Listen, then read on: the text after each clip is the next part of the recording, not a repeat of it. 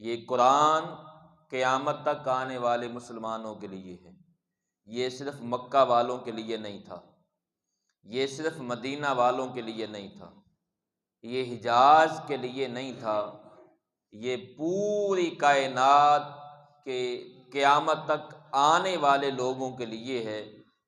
تو ہمیں اس قرآن کو سمجھنا ہوگا، ہمیں قرآن کی اور سنت کی پیروی کرنی ہوگی۔ قرآن ہم کو دعوت دے رہا ہے، تو اگر آج ہم نے قرآن سے منہ پھیر لیا تو قرآن کے احکامات سے منہ پھیرنا قرآن کا کفر ہے، گویا قرآن کے احکامات کا انکار ہے۔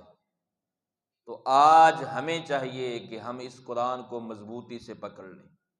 حضور صلی اللہ علیہ وآلہ وسلم نے یہی فرمایا تھا، میں دو چیزیں چھوڑے جا رہا ہوں، جو ان کو مضبوطی سے پکڑ لے گا کبھی گمراہ نہیں ہوگا۔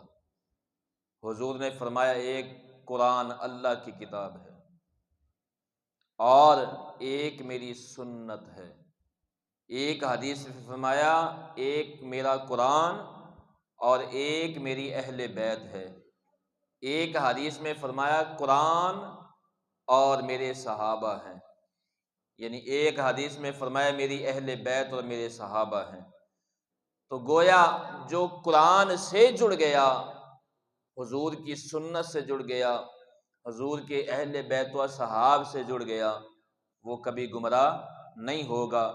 تو ہمیں چاہیے کہ ہم اپنے آپ کو قرآن سے جوڑیں، حضور صلی اللہ علیہ وآلہ وسلم کی سنت سے جوڑیں، ان کو مضبوطی سے تھام لیں اور ان کو پڑھیں، ان کو سمجھنے کی کوشش کریں اور اس پر عمل کریں۔